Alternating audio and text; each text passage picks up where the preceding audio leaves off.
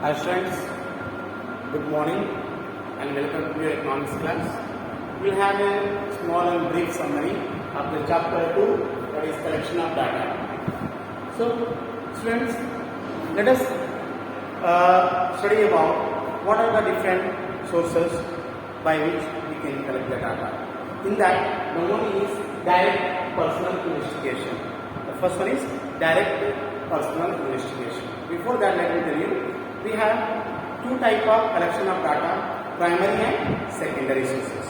Primary sources of data is those data which is directly collected, where we have direct contact or where we have direct you can say interference, or where we have direct relation with the person.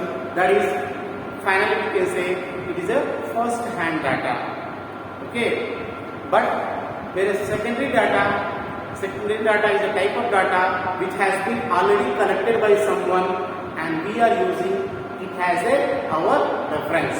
For example, the population of the country is calculated, so we can take that data as our reference. That comes the secondary data. Based on this, we have first one is direct personal investigation.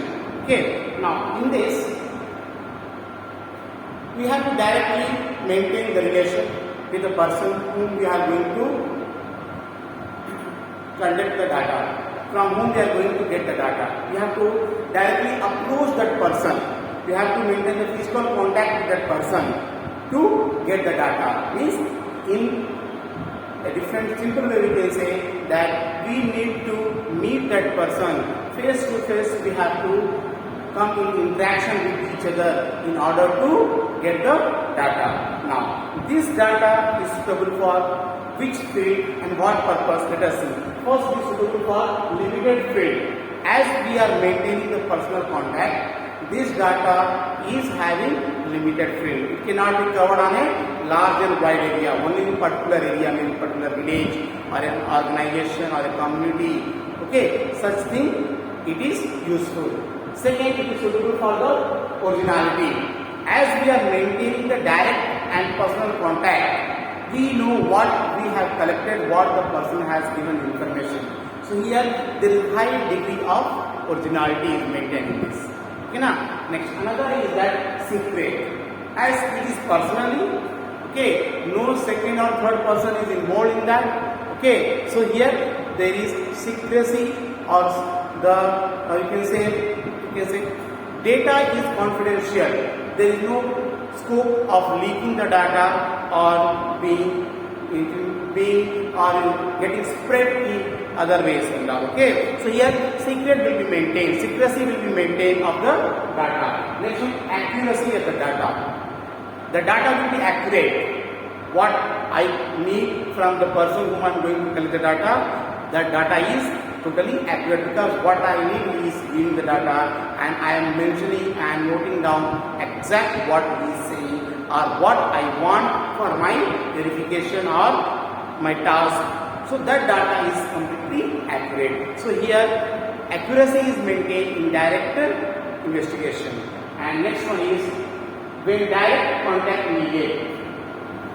Yes, here every time we have to maintain the direct contact with the person from whom we are going to collect the data, because here it is direct investigation, means directly I or the person who is collecting the data has to maintain the contact with the person from whom they are going to collect the data. Now, what are the merits of this? The merits is nothing but originality. The best and the most accurate merit of this is that originality will be maintained. There is no chance, there is no scope of losing the originality, because it is not from the second or third hand. It directly collected by the person who needs the data and from where we need the data. Okay. Next one is that accuracy. As it is only between two persons, or you can say the person who is saying or who is receiving, between them only its accuracy is maintained. There is no scope of losing the accuracy. Okay, now next one is reliability. Yes, the data which is conducted or collected By direct investigation has more reliability. We can rely, we can depend, we can accept those data without any second thought, because that data is collected personally. So there is no involvement of any other people, and there is no scope of, that is you can say, interpretation of the data. Okay, now next one is that uniformity. Yes, in this uniformity is maintained. When we collect the data, we go through certain process stages level wise. So that uniformity stages or level wise the data is collected. So which level, which stage we want, we can go through that. Okay, so this is the merit. And we know that everything has a demerit, more or less. Okay, so let us see what the demerit of this. The first and the fourth is demerit is that difficult to cover a wide area. Yes, in direct investigation, we cannot go to a large area for entire country data, entire state or district data we cannot collect it. So it is difficult to conduct or collect the data of the wider area, large area. Okay, now next one is that costly. Yes, as you have to go to door, person to person, you need to waste your time, money, okay, and other resources. Okay, so it is costlier. Okay, next one is limited coverage. As the data is of a particular village, particular community, organization, particular society or locality, so the limited coverage is there, and based on this, we cannot come to the conclusion, or we cannot give a final opinion or data of particular big region and all based on that. Okay, so here you can see that it has a limited coverage. So this was about the direct investigation. Let us read about the indirect investigation. Indirect investigation, nothing but the oral investigation, means orally. Now, orally means what? It is done by our correspondent or someone else. Okay, where we are not maintaining the physical contact with the person. Okay, so here the data is orally collected by someone else, and we are getting, and we are mentioning or recording that data. So where it is suitable? Large area, yes. It is a large area because we can write we can make so many copies of same questionnaires, and we can fill and send to various persons and all. They can give orally written or orally written. Okay. So here we can cover a large area. No direct contact. No direct contact maintained, because here it is indirect oral investigation. We are not going to maintain direct contact with the person from whom we are going to collect the data. Next one is not capable, means not capable of large area and is not accurate. We can say that it may not have complete accuracy and all. Okay. Next is complex. Yes, this data is very complex, difficult to collect. Okay, because here orally, sometimes the person whom we require may not be interested to give the data in a proper way and all. Okay, so here what is happening?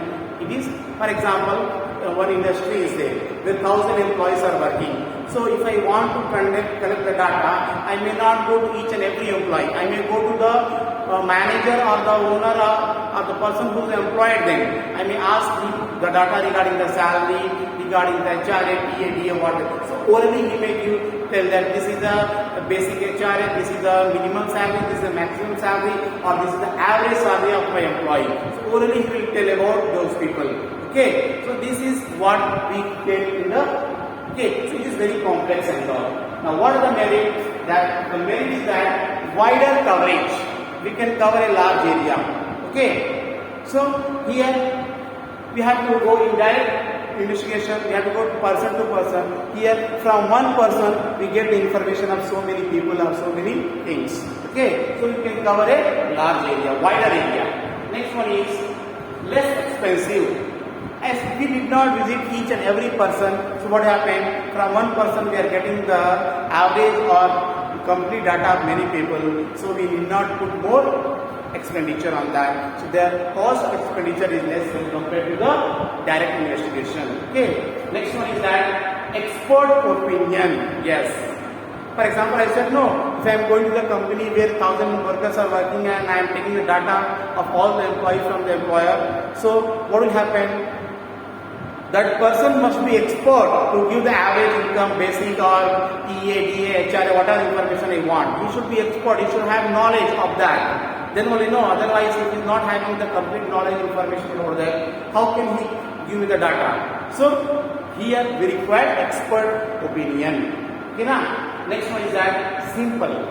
Yes, it is very simple, not complex like here. You have to go door to door, person to person. You should know the local language. You should know the culture and tradition of that person, region and all. But here we are getting all the information from a single person, single unit. So it is very simple in nature. Now, what are the demerits? Less accurate. Yes, I don't know that it is not maintained personally. It is not contacted personally. It is taken on an average, on a group wise. So what happened? The accuracy level is very less. Okay. Next, doubtful conclusion. When we come to a conclusion by seeing the data, okay, in direct investigation, we can have complete and full confident conclusion. We have strong determination. We can take the decision very fast without any doubt and all.